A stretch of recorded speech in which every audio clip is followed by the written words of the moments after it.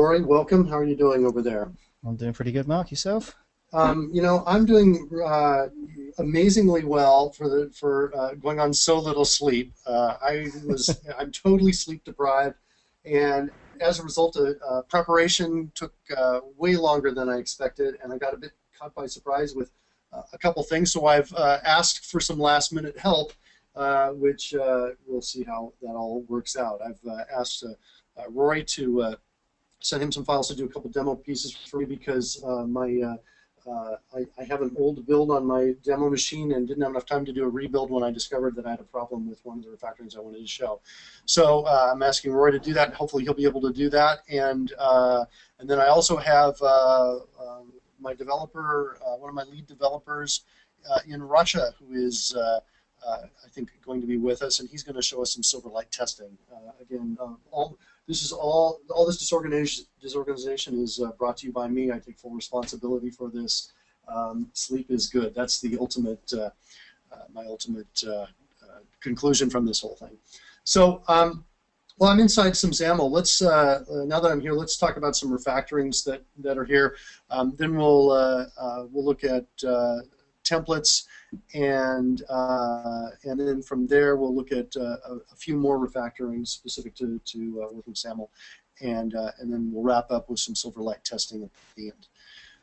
So that is our goal. By the way, Rory, if you could watch for Alex Skorkin when he comes in and make him an organizer, if that has not already been done, that would be great. Okay. Okay. So well. Inside of we're inside some XAML, and we have refactorings that work in XML, which means they work in XAML as well. And for example, here I have a tag without an end tag to it. It terminates just as a single tag by itself. Here I can hit the CodeRush refactor key, and I can choose add end tag to it, and then put additional information here in between, if that makes sense. Or I can take something that has an end tag but doesn't need one and remove the end tag. I use these frequently when I'm working. So add end tag and remove end tag are both I find both useful. Break apart attributes. If you have several attributes on a long line, you can break them down and put them all on their own lines, or you can line up the attributes as well. You can do both of those things. Change tag. So let's look at something, a place where that might be interesting, I suppose. If I have, for example, a wrap panel like that, and I have some text blocks in it, and I realize later that I want to change that into a stack panel, I can do that just by hitting the CodeRush refactor key and choosing change tag, and then I can change that wrap panel into a stack panel. By the way, I quickly selected the first part I wanted to change just by holding down the Alt key and using the shift, combining with the Shift and the left and right arrow keys, and so I can just do that. By the way, if we do bring, I'm hearing just a little bit of white noise every once in a while. If I'm not sure if that's coming from Alex or not with his microphone, we might have him mute himself until. I think that is Alex, but I think he's got it sorted now. Okay, great. You can just text him. You can chat with him and make sure that's all set up. So we have good audio, clean audio. Okay, so we have change tag, which is sometimes useful. Let's see. Might be worth pointing out, Mark, that although you're operating here in some XAML, this is obviously a subset of XML as well. So a lot of these refactorings work in any XML you might have, some domain language you've got, settings files, all sorts of things. Right. Some may be specific to XAML, granted, but in the main things like surround with tag and change tag, those are just generic XML ones, so they'll be useful in a lot more different situations. Right. Yes, definitely. Okay, so here's another one: remove attribute. If you want to get rid of an attribute quickly, you can just hit the CodeRush refactor key, bring that up, and take that attribute out. Okay. Another one: surround with tag. Put tags on both sides of something like that. You can do that if you want, and type in the new name of the tag, whatever that's going to be. You can also take a selection and hit the CodeRush refactor key and choose surround with tag as well. Okay, reorder attributes. So this may be interesting to you. You may have a sequence of attributes like this, and you want to change the order. For example, maybe you want border thickness first, and so you can just hit the CodeRush refactor key, choose Reorder Attributes, and just move these, just like it has the same animation that Reorder Parameters has. And then you can move those into the sequence that you want them to be. And let's see what else. I've shown you remove tag, remove end tag, remove attribute. I haven't shown you remove tag yet, I think. Have I done that? Let's see.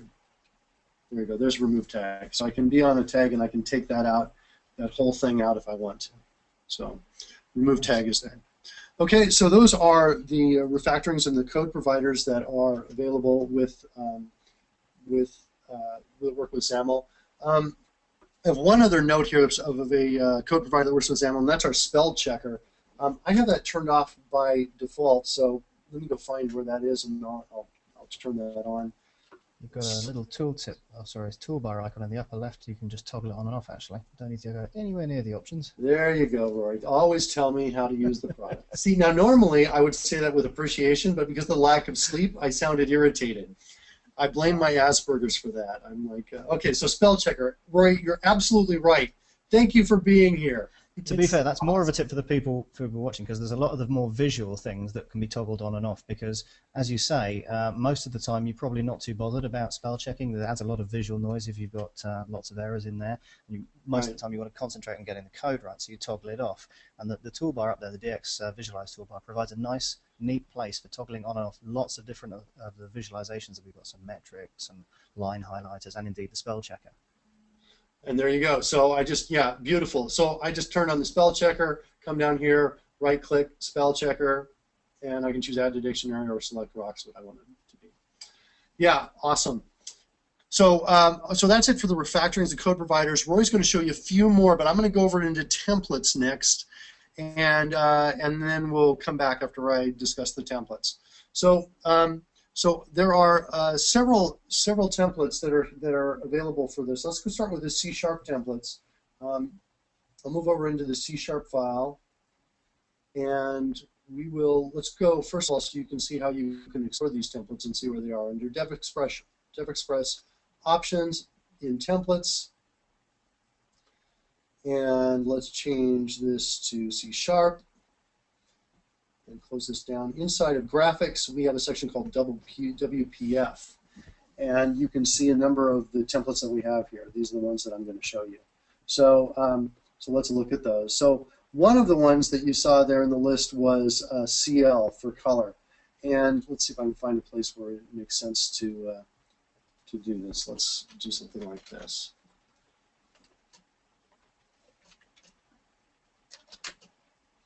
What is background of type of? It's not background, use of type brush. Okay, so equals new. Do I have a solid color brush? There it is right there. And then I want to pass into it a color. So here I can type in CL spacebar, and I'll get colors dot, and IntelliSense pops down for me. Here, let me go ahead and say OK to enable that template. So pretty cool. We get this coming up. So this is actually, let me show you this template because this is useful if you create your own templates and you want to bring up the IntelliSense. You just put the dot there, whatever the first piece is, the dot, and then follow it with complete word and caret so that the caret gets stuck right there. If you put the caret somewhere else,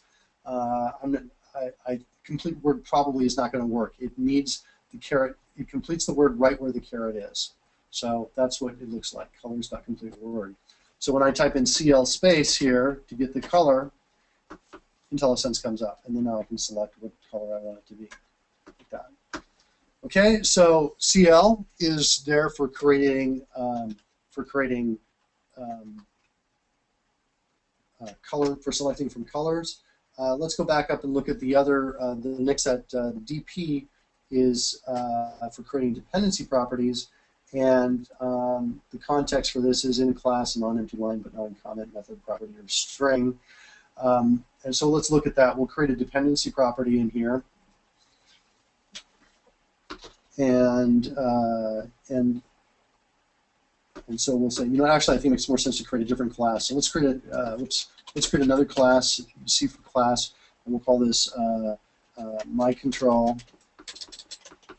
and it'll descend from Let's see. Forgive me, folks. I've not done this in a while, so let's go ahead and we'll make it descend from button. We'll make it be my button. Like that. And so let's create a dependency property in here.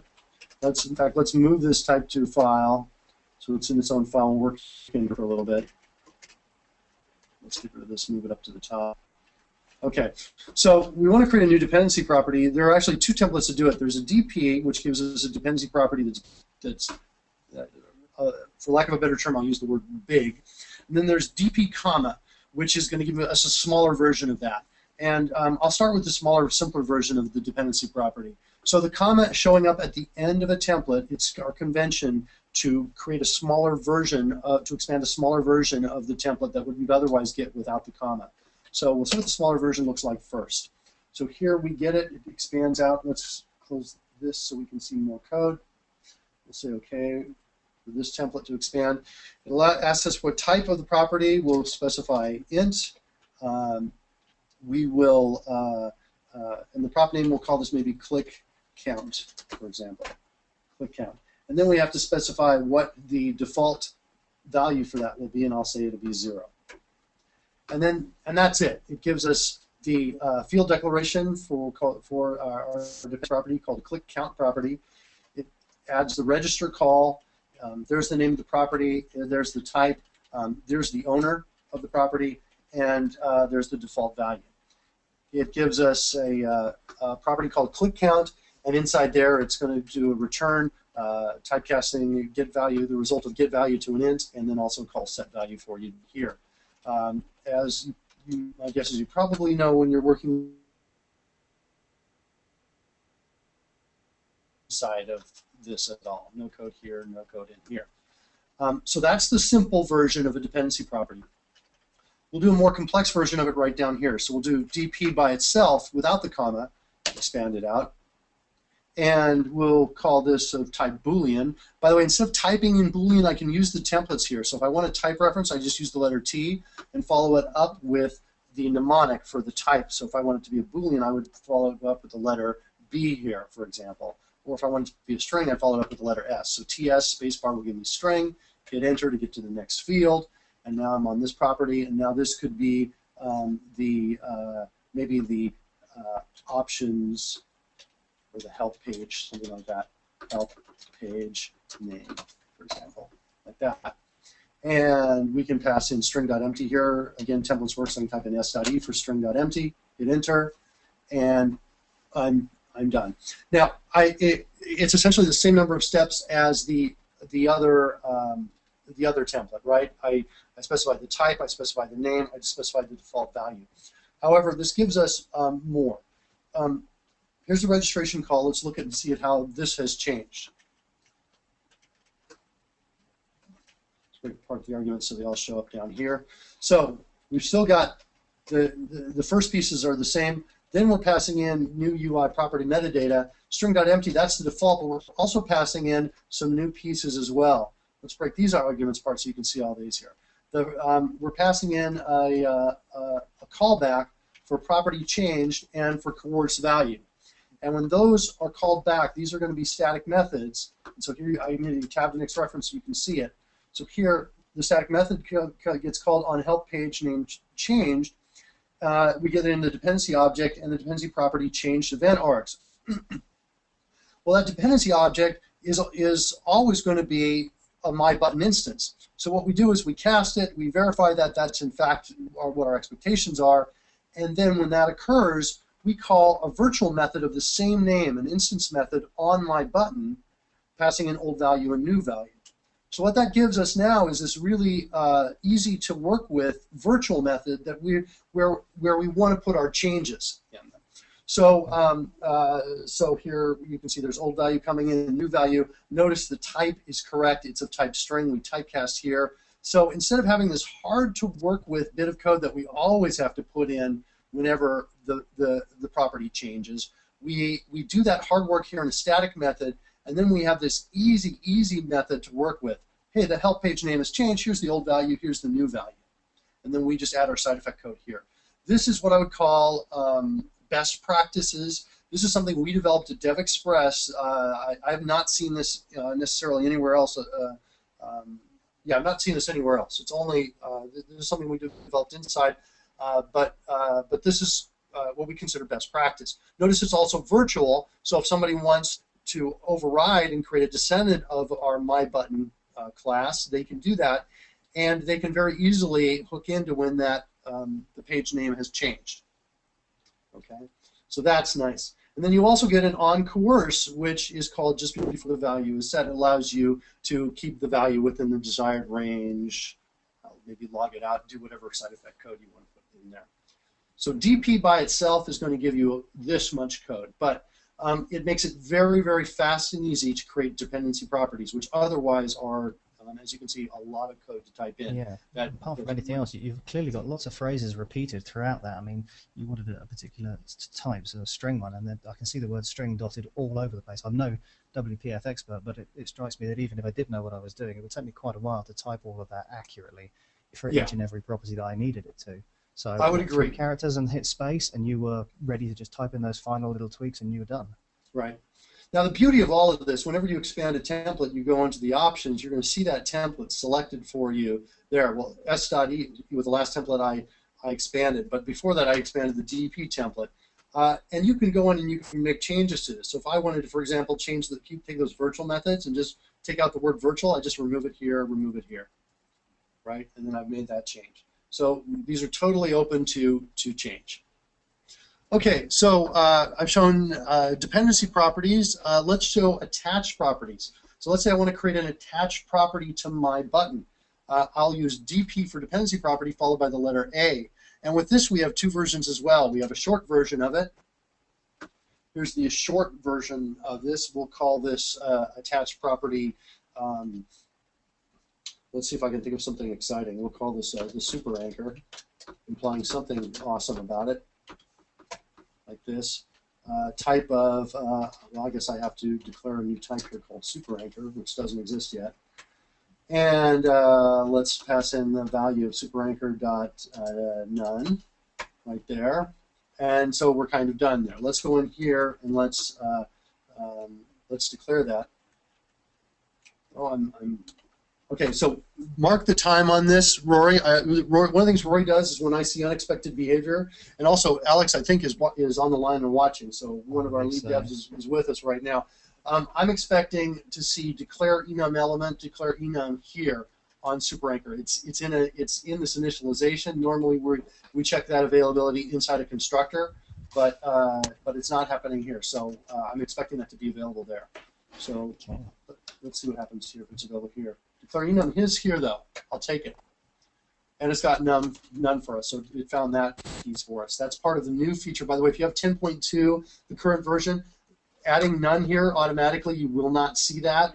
You have to get a daily build or 11.1 or greater to see what just happened there, adding that none there for us. So we've got super anchor is declared. Let me move that to its own separate file. Escape to get back. And so now we've got our super anchor property, and it's attached, and which gives us these get and set methods that are static on my button, which is exactly what you want.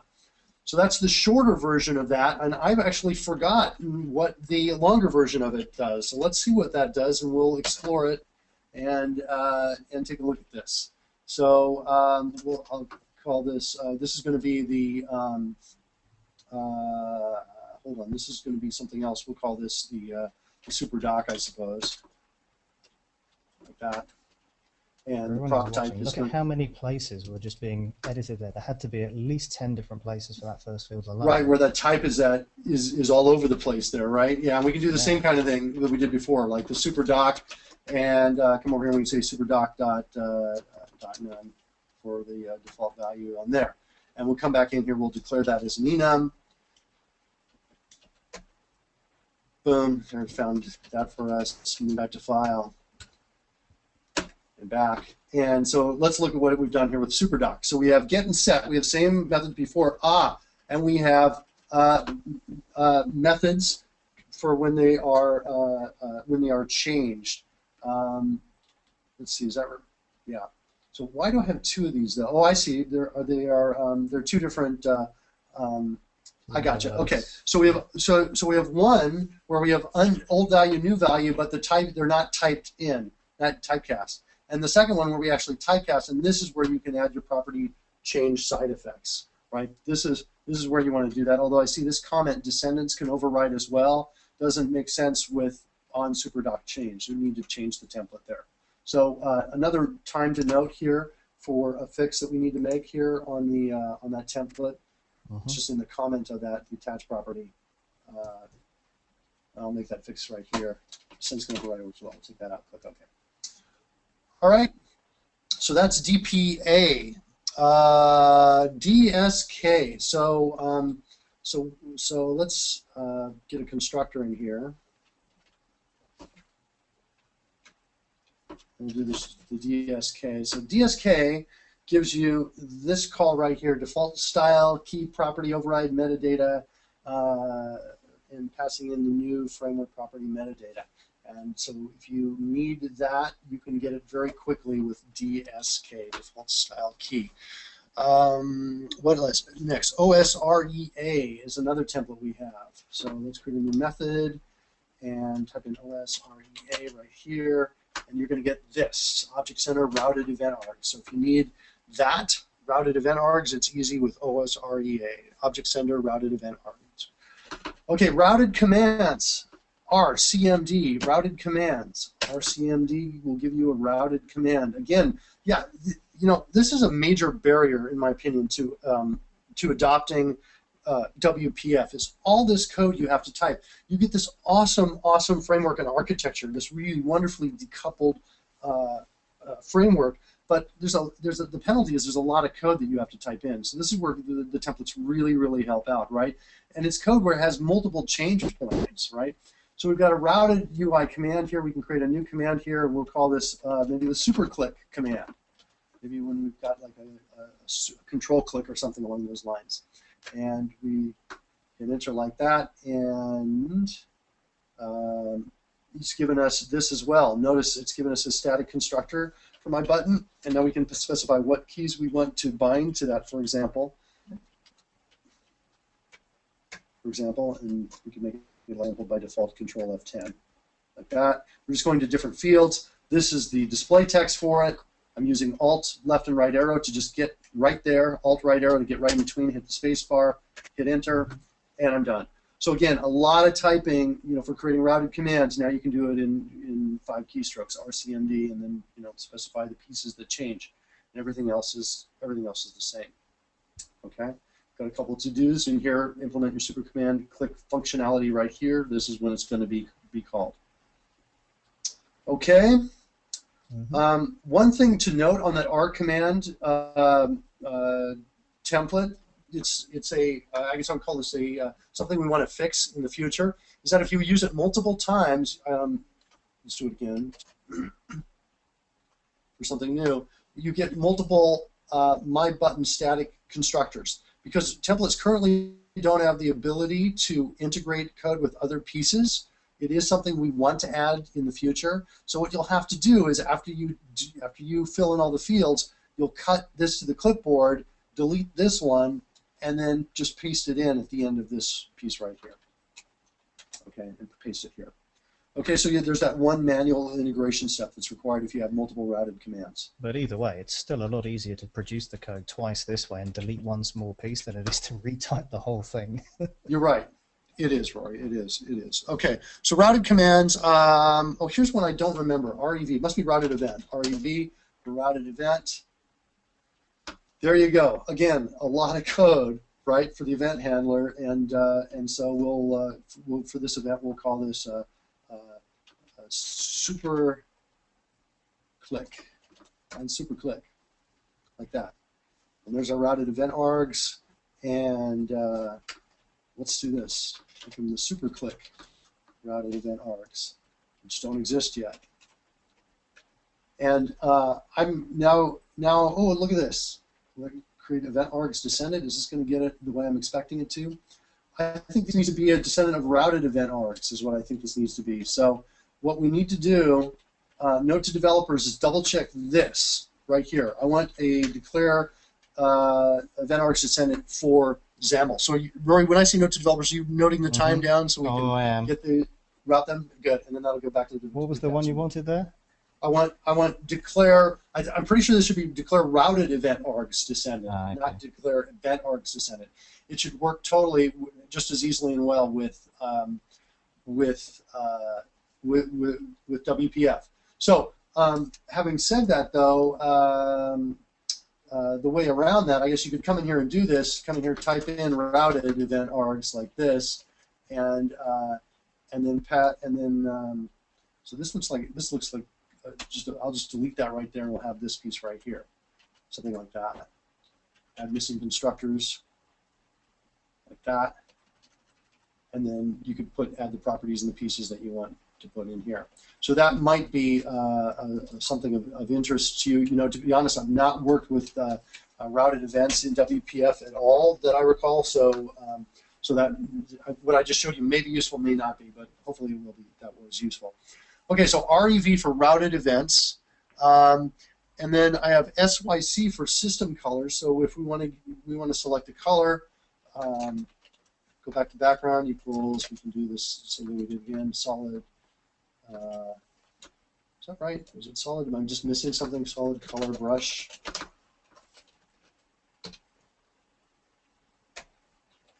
And then pass in SYC for system colors, and then we can choose what system color we want to choose from that list. Okay.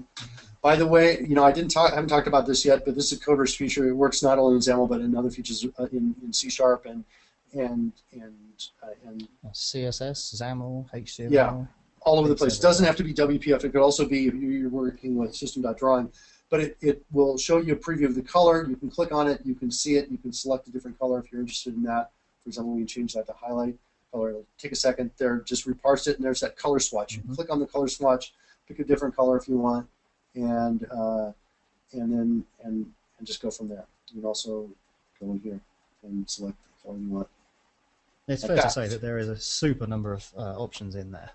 There are, and it works here too, right? It even works on things like transparent. I can click on transparent. There's transparent right there, and I can change it to something else, like color.empty, one of these name colors, grab from my favorites, anything like that.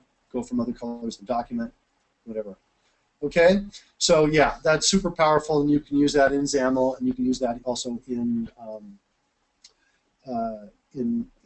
C# source code and CSS files all over the place. SYF, I'm not quite remembering this one. I think it's system fonts, but I'm not sure. Let's see what SYF does. SYF. There you go. System fonts, and then we can select font from there. Okay, so SYF gives you system fonts. And then TC, I'm also not remembering this. What is this? No, try catch. Hold on, there's a TC template that does something else. Maybe here? No? Let's see what TC is. Maybe it's, I'm seeing other templates expand besides it. Maybe at the class level? Let's see here. Let me go back up into, there's what I want. You are correct. Oh, a type converter. Yeah, this is big. I forgot about that. Okay, type converter. So yeah, you're absolutely right. Class level. So let's go up here. Let's create a type converter. And there it is. So we can say, for example, a super doc to a super anchor converter, for example. And then we can add that code. Or maybe we could, actually something that makes more sense is here, let's undo this and let's do this again. By the way, notice when I undo, I lose the field. So if I want to actually go back, it makes sense to just go back and re-expand the template again. So we'll say we'll go from, for example, a string to and the second type is going to be a super doc, for example, and create a super doc converter. So we can do something along those lines if we want to do that. So it makes it much easier to do to create these I-value converter implementers. What's going on here? Why didn't it add that? System Windows, the I-value converter. Interesting. Okay, so this is something we need to change in the template. System Windows data. So note to devs. Rory, this is a note to devs. In TC, we need that to be added in the dependent namespaces. Click OK. so that we don't have to manually add that piece. So now if I come in here and I type in TC, now it adds it for us automatically. iValue converter is now correctly highlighted and seen. Okay, so value converters. That concludes the templates in C#. Okay, next I'm going to go over into the templates in XAML. Yeah, do we have any questions, by the way? I haven't been watching to see what... There's nothing shown up to date. Okay. Yeah, it's a good point, though, to remind everyone, if you do have any questions regarding this or anything slightly related, you know, you think maybe we didn't cover something, or maybe you've got a question, just pop it in the questions box there, and we'll get to it just as soon as we can. Okay. All right, so next let's go over into XAML, and we'll look at the templates that we have available in XAML. So... in fact, yeah, I almost want to say let's go create a new form so we have something a little bit a little bit plainer to work with. So let's create a... Is your plans for world domination out there, are they? Oh, you know, yeah, I don't want you to look at that too closely. So let's do a new window.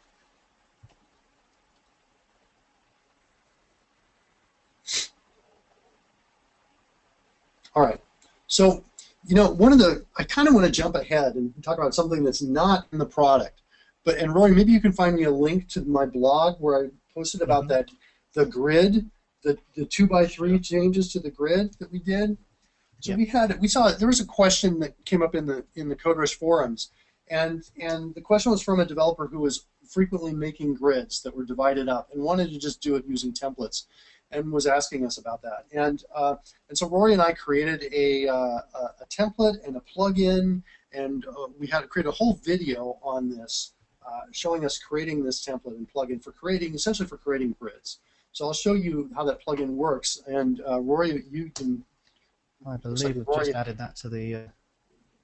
no, I'm going to paste the version through directly to yourself as well. Here it is right here. And did you put that out to everybody so they could see that in the chat room? Yes, the entire audience. It was indeed selected. Excellent. So yes, in the chat room. So people that see this, so people that are watching this live can click that link, and people that are unfortunately people that are not, maybe we can have a note to Jeff, our video editor, to somehow get this link out there so that we can link to that. So this is a blog post that we talk about building this and extending CodeRush so that it could do this. So the feature I'm about to show you, you cannot use unless you've downloaded and installed following these instructions on this blog post. But let me show you how cool it is. So if I want to create a grid, I use G for grid, and then I specify the dimensions of it. So if I want a 2x3 grid, I type in G2 times 3. 2x3 grid, hit the space bar, and then it gives me this. I can specify what name it will be, and then I can specify the widths. And these are just fields that I can fill in as I go down there. And so very, very quickly gives me that 2x3 grid that I was interested in. Very, very cool. It works up to 9x9. You can extend that if you wanted to create bigger grids than that. But in my opinion, it's very useful. Now, so take a look. I encourage you to take a look at that link. Watch that video. It gives you great insight into how to extend CodeRush so we can do these things, right? CodeRush can do anything you want it to do inside Visual Studio. It's not too hard generally to do just about anything you want. This is true. Speaking of which, I'm working on a mind-blowing interface for Dev Connections in Orlando coming up in March of 2011. And I'll probably be showing it at other conferences around the world. It's essentially a Connect interface for Visual Studio, allowing you to write code in Connect. And I'm working on some mind-blowing stuff that if I'm able to realize this, your jaw will drop to your toes and maybe below if there's not strong support underneath your feet. It's really going to be cool stuff. So, and it's inside Visual Studio, and it's going to blow your mind. And CodeRush makes this possible, right? The DX core that CodeRush is built upon makes it easy to go in and extend Visual Studio in radically unimagined ways. So at any rate, yes, you can go in and make these changes. It doesn't take too long. Rory and I went from feature to finished feature in about 40 minutes. And a lot of that time was spent slowly talking through the steps. Once you are comfortable with those steps, you can do similar things. If you imagine a feature, you can implement it in a short period of time. And as if I weren't distracted enough, let me digress one more just one more slightly related bit and say that Rory and I promise we will do a plugin workshop, more than one probably, where we show you how to build plugins for CodeRush. We're just, trying to take care of the basics as we move forward. Okay, so so here we are. If you don't have that installed and you just have regular CodeRush, you still have the G template for creating grids. So you can do that and just type in G and spacebar, and it allows you to specify a name for the grid. Now, sometimes you don't want a name for things. So what you can do is, instead of using G, you use the shorter version of the template. Just follow it with a comma, like that, and you'll get a grid without a name. This arrow that pops up shows the first few times I use a template for the first time, and then after that I won't see those anymore. This window shows the first time I use a template. Actually, I think the first 5 times as well, or until I click either OK or Disable. If I click OK, that means I'm OK with the template expanding. If I click Disable, I'll never see that template again unless I go back and re-enable it. So click OK. Okay, so we have G for grid. As long as we're talking about panels, let's talk about the other templates we have. We have SP for Stackpanel. So SP without a comma allows me to name the stack panel. SP with a comma gives me just a simple stack panel. These are really useful if you ever have to give demos very quickly, and you say, well, let's create stack panel here. Let's create a grid here. And it's very, very fast, extremely fast. You can write code as fast as you can prototype, talking back and forth with either the customer or the other developers you're working with. So it's very fast. So we have stack panel. We have SPH for a horizontally aligned stack panel. So you can get a stack panel that goes off to the side. We'll create like a couple text blocks in here. It's also a good point here that all of these templates that Mark's expanding, they're all based on a sort of a mnemonic naming scheme. So stack panel SP, grid is G, text block is TB. These are all things that are intuitively correct. If you were to guess at one or two of them, I'm pretty sure that most of the time you'd be correct. You wouldn't necessarily have to dive into the big list of templates and try and figure out which one you wanted. Yeah. So there we go. There's the pieces right in there. There's another template this reminds me of called M4, which creates a margin of 4 all the way around. And so that can give us a little bit of space. There you can see that stack panel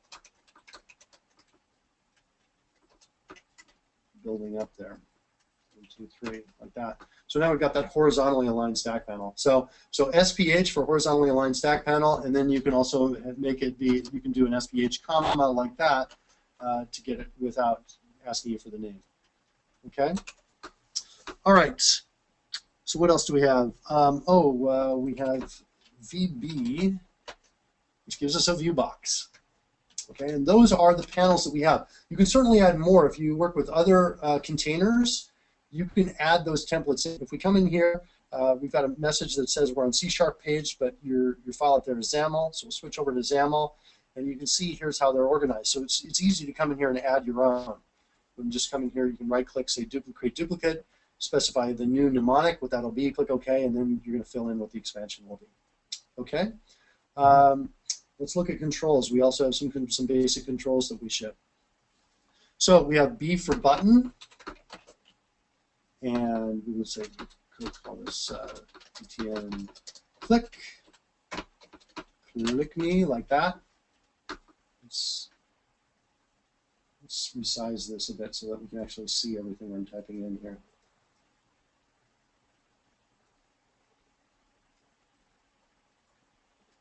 Okay, so click. So bn for click, and again bn, or I'm sorry, b comma, sorry, b for button, and bn, and b for button, and b comma for a simpler button without asking you for the name. Okay, let's name button. That M4 can come in handy right here, real quickly. Just get that M4. Oh, hey, you know what? Watch this, Rory. Now this is only going to work if you follow if you have gone here and installed this. And note to devs, note the time again on this. One of the things we talk about in here in this video is we create. I'll show it to you. We create inside core and dynamic lists. Let me go over to neutral. We create a dynamic list called numbers. It gives you 0 through 9. You can guess where that M template. You know where I'm going, don't you? I wondered if there was an expansion to that. Note to devs, I want to ship this in 11.1. I want to ship this dynamic list. Okay? So note to devs, let's ship that dynamic list, give us numbers 0 through 9, just those basics. With that in hand, go over to templates, let's switch back over to XAML. We used M4, right? Let's change that. Oh, I forget the name of that dynamic list. What was it? Varnum? It was num? It was num, I think, wasn't it? Possibly. Oh, you know what? We can tell because the G template's in here. We can look at the G template uses it. It's num. Okay? So we can say mnum, and then we can come in here, and we can right-click, and we can say insert string provider. We want to get string provider and pass in num. And for anybody who is and I could also, by the way, if I wanted to have two of these, in, like for example, in the array here, I can just follow this up with a number, and then in my get calls, I can pass in that number as well. That all works automatically for you from CodeRush, but also it's optional. So now I've got margin equals that. Sweet. Now watch this. Wow, what a lot of typing you had to do there. Now watch this. M8 space. Sweet. Nice. That's awesome. Things are going really well for having no sleep, by the way. I just want to point this out.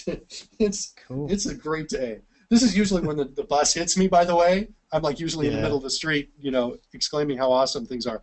Okay, so we have B for button. We have got CB. So there's CB for combo box. There's also a shorter version of that with the comma at the end. We have LB for list box. And we have TB for text block. Hold on. There's TB for text block. And what else do we have in here? TBX for text box. Okay. So TBX is text box. TB is text block.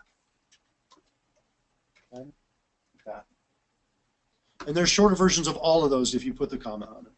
Okay. Nice. We have decorators. So we have a BD for to create a border. Okay, and you can fill in these values right here. Really useful if you're doing templates. And then we have a BD comma as well, which is a shorter version of that with not as many fields. Okay. Cool. Yeah. Yeah, I'm just looking at these values, corner radius, padding. You could create variations of the BD template to look something like this. You could do BD padding 1, or maybe 1 comma something, 3, and fill out those values automatically using that num piece. Mm-hmm. That's why we got to get that num piece, the numbers dynamic list, and ship it in 11.1 because it allows for very cool, easy extensibility. Okay, shapes. R for rectangle. So I can do a rectangle like that and put that in there. Image source. I for image source. I can specify that source. So I spacebar gives me an image source. And I have some properties. So I showed you the M template for setting the margin. We have that. We have a HAC, which is horizontal alignment center. So that's just an example one, if that makes sense to you if you want to horizontally align.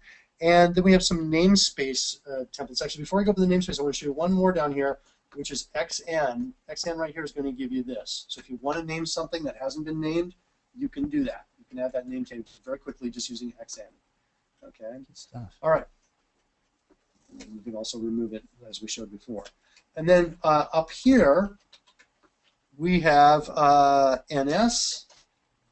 Get a new namespace in here, whatever that's going to be. Okay, and you can specify those values. And then we also have NSL, which will give you that, a local namespace. That's nice. Okay. I know I'd never remember that string otherwise. Yeah, that's again, it's crazy. It's as if I mean, imagine if the language team had influence over the tooling team, you know, to the point where they could say, look, we want this to be easy to do. I mean, right now, the biggest barrier to entry on these templates is essentially remembering the rule that says, whatever the thing is you want, go back and get an abbreviation of it, right? Yep. You want a routed command, RCMD, routed event, REV. But right? At least there's a natural link between those things. Yes. Yeah. Yeah. And because it really kind of, it sucks for the WPF team because they like I say, they have this great architecture and framework, and the barriers to entry are essentially a lot of verbosity in what you have to type. So that's it for the templates. So, oh wait, that's not it for the templates. There's a couple others. For binding, I have BEN for binding element name. So BEN will give you this, and now allow me to hook up to another control that's named. For example, I could do, I think I should be able to say, type in button, click here, and for path, I think I can specify content like that. And so now for text blocks 3, there you can see it right there. It says click me, which it got from this button. So binding element name. Okay, that saves you a lot of keystrokes. BEN. Okay. And the other one is BTP for binding templated parent. So I'm pretty sure this is for when you're doing you're creating a template. Forgive me, I haven't done this in a while. Let's see if I can get it to expand here. BTP. What's it going to give us? So you get this: binding relative source templated parent, path, and property. So this is useful if you're creating a template for your control and you want to bind to the parent of that. I'm pretty sure that's correct. Again, and if I'm wrong on that, my apologies. It's been a while since I've done that. And then the last 5 templates I have are for creating styles and templates. So we have CT for a control template, and I have CTT with a control template with a trigger. So we can trigger on some property, and when it gets to be a certain value, and then we can set something else. So we can do that. And I have what else? S for styles. So you can set up a style. And what else is there? ST style with a template trigger. ST gives me that style with a template trigger. And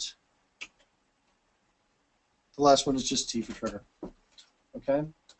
So those are there for you. So CT, here, I'll just go over those one more time. CT for a template, control template, CTT for a control template with a template trigger, S for style, S was for style with a template trigger, and then T for trigger. So T, that vector T in those is for the trigger. And so those are pretty easy to remember. Okay, so now let's go back. Now, Rory, in this time, have you had a chance to get close to being able to do get those demos set up over there? I've got your XAML files in place. Certainly, I have you had a chance to try them? That's my main question. I'm afraid I haven't. Okay, so you try those now. I am going to come in here, and I'm going to show part of this here. So the reason why I'm switching over to Rory is because I happened to grab a build that has a bug that prevents me from showing a couple of these refactorings. And so we'll switch over to Rory because he presumably does not have that bug. So I just want to verify that. But we'll go ahead and do this. So we have extract a XAML resource. So this allows us to take a value and take it out and put it in its own resource. And we can also extract a XAML resource, replace all. So see, here it sees the CodeRush rocks all across there. So let's do that. We'll choose create new file, and I'll call this just CodeRush rocks like that. And that's what it does. So so that's it. And so there you can see here's the source it's got there for the resource dictionary, and it's created that file up there called words1, which is right there, and that's what it's added for us. Okay, so we have that, and then Rory, have you? I know I just realized it's looking pretty good, Mark. The build I've got here does look pretty good, yeah. Oh, good, because I want to show extract a XAML template for sure, and also replace with XAML resources. Okay, so I'm going to switch over to Rory now, and then also let's see if I'm seeing Alex Gorkin in. Alex, we will switch over to you after we go to Rory, and you can show the. Let me switch over to you now, Rory. I'm switching to you, and Alex, I just want to give you notice. We're going to switch over to you and have you run the. Okay, is that coming through? Run the test cases. Let's see. I'm not seeing it yet, but I may have the wrong. I may not have. Let me make sure I have the window up. Yeah, I am seeing it actually. You are. Okay. I'm seeing it. Looks good. Right. So what we've got here, you want to show the replace XAML, sorry, extract XAML resource, replace all, didn't you? Okay, and this is a fairly simple. No, actually, Rory, I just showed that. I want to show the replace with XAML resource, which is 2 down from there, and I also want to show extract a XAML template. So I want to show both of those. So if I pull up this here, which one was it? Okay, so it's not showing up there. Do this first. Just do extract a XAML resource, the first one. I mean the second one. Choose create new file. And sure enough. Okay, so we have one out there. Now go to the other underneath it, and now see if we can do a replace all on that. That's what I'm hoping to see. Which you certainly can. Oh, I don't see it. Oh, wait. No, it's extracting a new one out again. Yeah, so, okay, note to devs. It looks like there's something in 11.1 that is preventing us from showing this. So you may still have the same problem with extract a XAML template as well.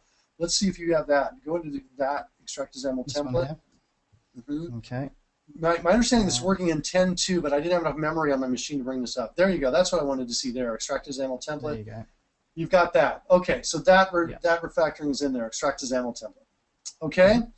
So with that, I'm going to switch over to Alex Skorkin next, and we will look at his machine and watch him run the templates. And Alex, this is a great time to unmute your microphone, and I think on your screen you're going to see something that says "Show my screen" or something like that. And then when you're there, Betty will see that. And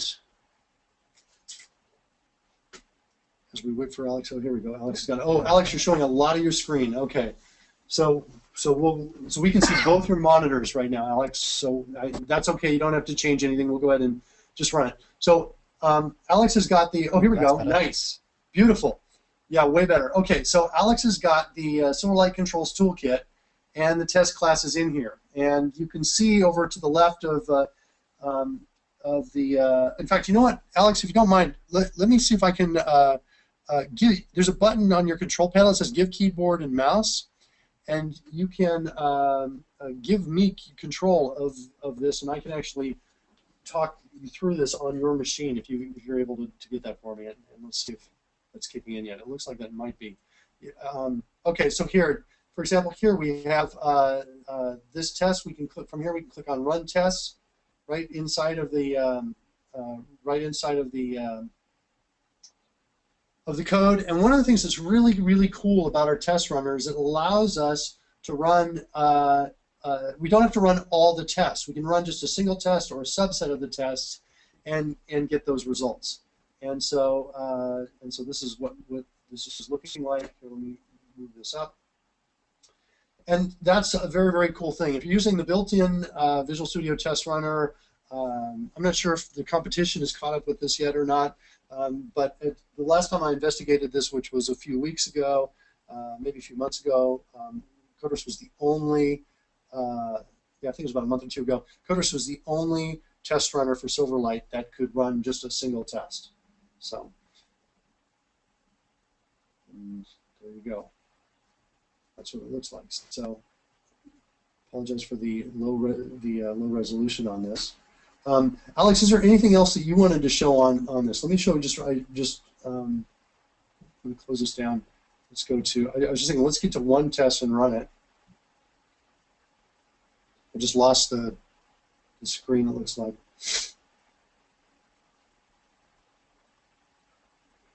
Can you get that back for me, Alex, or no? And I'm sensing your microphone is muted. All right, here we go.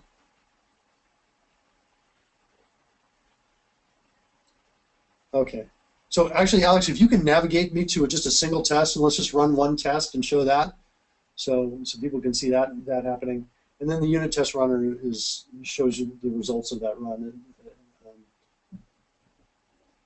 Or actually, it looks like they're not showing up here. I wonder if it's because I closed it down, or if it was because we have a separate viewer. So let's see if we can just run this test right here. There you go. It's cool. Yeah. So what does our test runner show on that? Did we show the test results in the test runner on that, Alex? Autocomplete. Yes, we do. Okay, good. So I guess it was because I closed down the window while it was running that it wasn't showing you there. So yeah, very cool thing about the Silverlight test runner. It's very cool. Also, you may have read my blog post about how our test runner is very, very fast. Those speed gains that you get are because we were able to open up multiple assemblies and test those. Just one note, if you're doing Silverlight testing, you do not get those speed gains. It's going to test just as quickly as everything else, as all the other test runners out there, because we're running these all one at a time, the Silverlight test one at a time. We're not able to break those into multiple threads and run them. And with that, I'm going to say I am done. It looks like we have no questions. Rory, anything else you want to add to this? Only just to let people know that if they have any kind of follow-up questions, feel free to come through to any of us. We'll do our best to find the answers to any of those things there. Join us for future things, but I'm sure Amanda will cover that. But yeah, we're around. Ask us questions, and we'll do our best to answer them. Yeah, and I want to just say thanks to Alex Skorkin and to Rory Becker so much, and Amanda as well, for dealing with me on so few hours of sleep. You guys are awesome, and I appreciate it. With that, I pass it back to you, Amanda. Awesome. Thank you, Mark. Thank you, Rory. And also Alex. Okay, so tomorrow morning at 10 a.m. Pacific Standard Time, DevExpress is welcoming Elijah Manor of Append2. He's presenting good C# habits can encourage bad JavaScript habits. This session is targeted for developers that use jQuery but haven't invested adequate time to learn some of the foundational JavaScript concepts that differ from C#. If you'd like to avoid some of these common mistakes when moving from C#, then join us as Elijah explains some of the differences. And Friday is our final webinar this week, Framework Friday with XAF evangelist Gary Short on XAF views structure. Join us for a quick tour of the new and refactored views hierarchy within XAF. We have a full lineup of webinars currently scheduled through March. Check them out at devexpress.com/webinars. And again, if you missed anything from this webinar or you want to review this one, you can visit us on the DevExpress channel at tv.devexpress.com. So again, thank you, Mark and Rory. Thanks so much for joining us, and thank you for choosing DevExpress.